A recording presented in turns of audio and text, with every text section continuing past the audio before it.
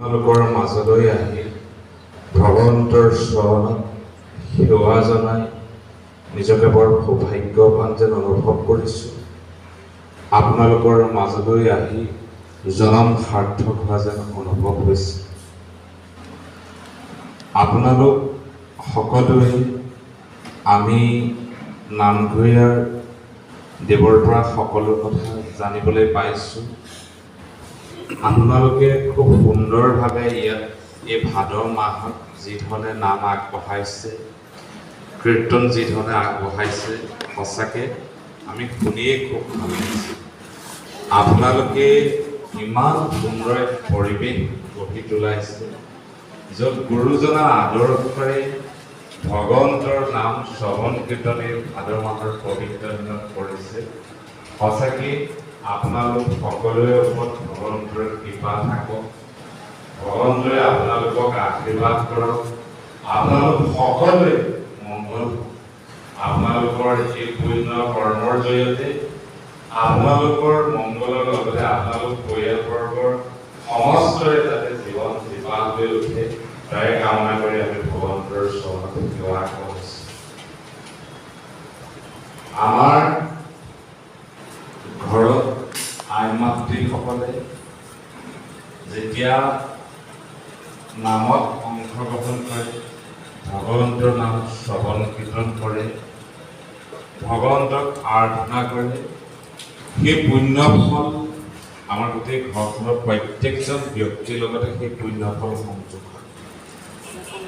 আমাৰ দীপক হাজৰিকা ছাৰে মানৱ জীৱনটোক লৈ পেলাই ভাগৱতে কেনেধৰণৰ উদাহৰণ দিছে, ভাগৱতে কেনেধৰণৰ আদৰ্শ আগবঢ়াইছে, তেখেতে খুব সুন্দৰভাৱে আপোনালোকলৈ আগবঢ়াইছে। সঁচাকৈ আমি সকলোবিলাক বৰ সৌভাগ্যৱান। আপোনালোকৰ দৰে মাতৃ আমাৰ সমাজখনত আছে, যি মাতৃয়ে, যি আয়ে হৰিৰ নাম শ্ৰৱণ কীৰ্তন কৰি আমাৰ এই সমাজখন পবিত্ৰ কৰি তোলাইছে, আমাৰ সমাজখনত সততা আৰু পবিত্ৰতা স্থাপন কৰিছে। আপোনালোকৰ এই পুণ্যৰ ফলত, পুণ্যৰ আদৰ্শৰ জৰিয়তে আমাৰ সমাজখন সংস্কাৰ হৈ আছে। আমাৰ সমাজখনৰ পৰা কুসংস্কাৰবিলাক দূৰ হৈছে।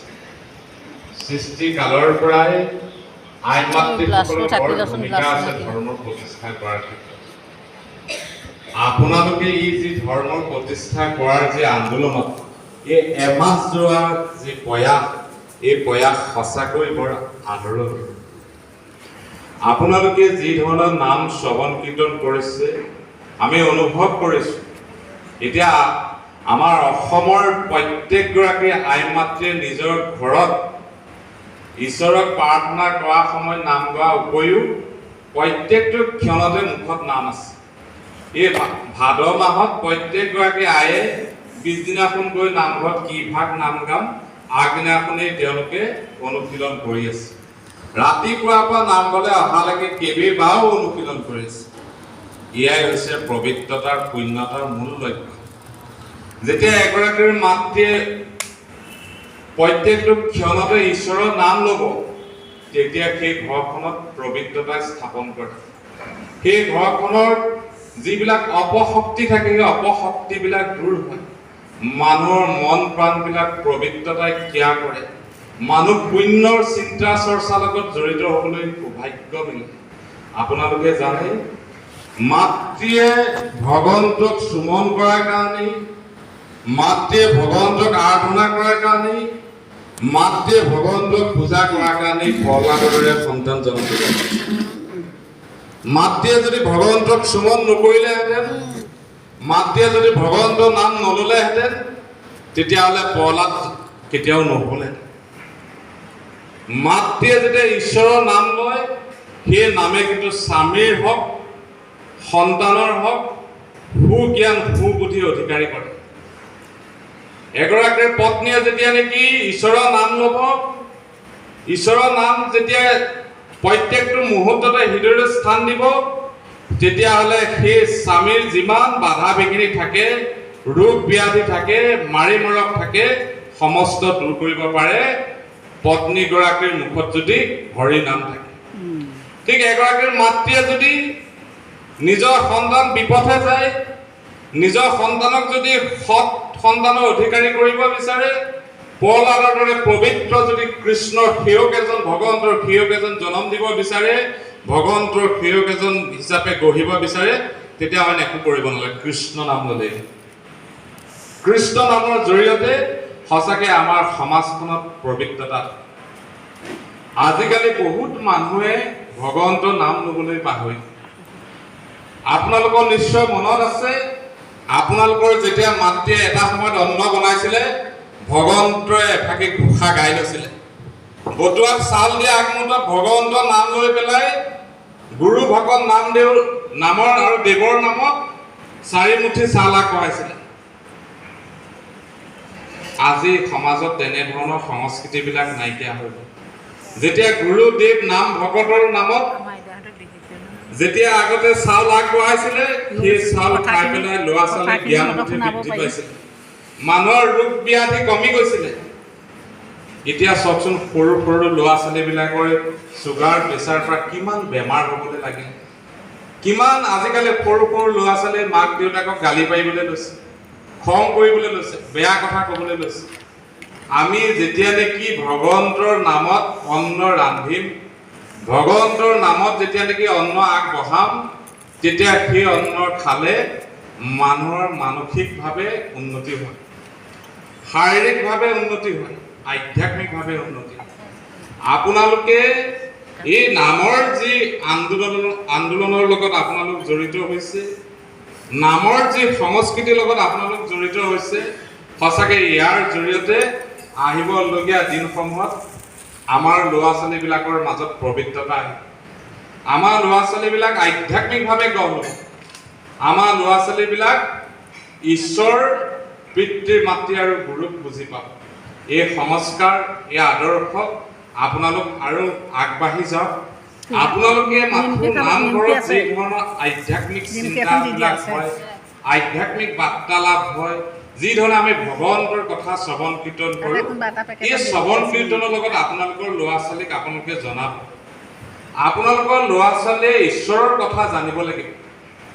বহুত অন্য কথা জানিলেও কিন্তু ল'ৰা ছোৱালীয়ে ভগৱন্তৰ কথা জানিলেহে এদিন কিন্তু আপোনালোকক বুজি পাব, আপোনালোকৰ দুখ কষ্টবিলাক বুজি পাব।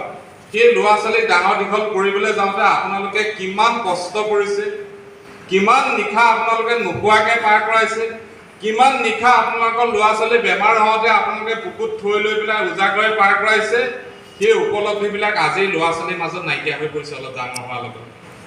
কিন্তু সেই উপলব্ধিবিলাক আপোনালোকে সদায় যদি জীয়াই ৰাখিবলৈ হয়, ল'ৰা ছোৱালীক যদি আপোনালোকে সদায় সৎ পথ সৎ ৰাস্তাত যদি আগবঢ়াই নিবলৈ হয়, তেতিয়াহ'লে আপোনালোকে কিন্তু ঈশ্বৰৰ কথা ল'ৰা ছোৱালীক শুনাব লাগিব। আপোনালোকে আধ্যাত্মিক সমাজৰ লগত ল'ৰা ছোৱালীক জড়িত কৰাব লাগিব। সেইবাবে আপোনালোক সকলোৱে আপোনালোকৰ ল'ৰা ছোৱালীকো এই নামৰ যি আদৰ্শ, নামৰ যি আন্দোলন, নামৰ যি মহিমা, সেই মহিমাৰ লগত আপোনালোকক জড়িত কৰিবলৈ আমি আহ্বান জনাওঁ। আপোনালোকৰ মাজলৈ আগতেও আহিছিলোঁ, আজিও আহি বহুত ভাল লাগে। আপোনালোক সকলোবিলাকৰ মাজলৈ আহি নিজৰ ঘৰলৈ অহা যেনেই অনুভৱ হৈছে। কল্যাণ আপোনালোকৰ বহুকেইগৰাকী আই মাতৃক আমি দেখা পাই গৈছোঁ। আজি তেখেতলোক নিজৰ নিজৰ যেনেই লাগিছে। ঘৰৰ মা বৰমা বা সদায় লগ পাই থকা মানুহ যেনেকুৱা লাগে তেনেকুৱাই লাগিছে। আপোনালোক সকলোলৈকে আমি প্ৰণাম জনাইছোঁ। আপোনালোক সকলোৱে আমি মংগল কামনা কৰিছোঁ। ভগৱন্তৰ কৃপা থাকক, আপোনালোক সদায় এনেধৰণে জীপাল হৈ থাকক, তাৰে কামনা কৰি আপোনালোকে গম পাইছে আমি এভাগী ভাওনা সমাৰোহক লৈ পেলাই আমি ধলপুৰৰ পৰা আপোনালোকৰ মাজলৈ অহা হৈছে। লখিমপুৰ কোঁৱৰ গাঁৱৰ জোনাকী যুৱ সংঘৰ খেলপথাৰ 7 দিনীয়া কাৰ্যসূচীয়ে এভাগী ভাওনা সমাৰোহ আয়োজন কৰা হৈছে। আপোনালোকে জানে গুৰুজনাৰ ভাওনা সংস্কৃতিয়ে আমাৰ সমাজখনত সম্প্ৰীতি নিদৰ্শন আগবঢ়াইছে, আদৰ্শ প্ৰতিষ্ঠা কৰিছে, আমাৰ মানৱ জাতিটোক সৎ পথ সৎ আদৰ্শ দেখুৱাইছে, প্ৰকৃত মানুহ হ'বলৈ শিকাইছে, প্ৰকৃত ভগৱন্তৰ সেৱক হ'বলৈ শিকাইছে আমাৰ ভাওনা সংস্কৃতি। ভাওনা সংস্কৃতিয়ে আমাৰ সমাজৰ ভেদাভেদ দূৰ কৰি ঐক্যতাৰে ভগৱন্তৰ চৰণত আমি নিজকে অৰ্পণ কৰা সংস্কৃতি শিকাইছে। সেই গুৰুজনাৰ আদৰ্শত সকলো শিক্ষা থকা মানুহ যাতে জ্ঞান পায়, শিক্ষা নথকা মানুহ যাতে ভাওনা চাই জ্ঞান পায়, চকুৱে নেদেখা মানুহ কাণে শুনি যাতে জ্ঞান পায়, কাণে নুশুনা মানুহ যাতে চকুৰে চাই পেলাই জ্ঞান পায়, তেনে আদৰ্শত গুৰুজনাই ভাওনা আমাৰ অসমীয়া সমাজ জীৱনলৈ আগবঢ়াইছে। ভাওনা সংস্কৃতিয়ে আমাৰ অসমীয়া জাতিক বিশ্বৰ ভিতৰত আটাইতকৈ চহকী জাতিৰ হিচাপে প্ৰতিষ্ঠা কৰিছে। এইটো আমাৰ অসমীয়া জাতিৰ কাৰণে বৰ গৌৰৱৰ কথা।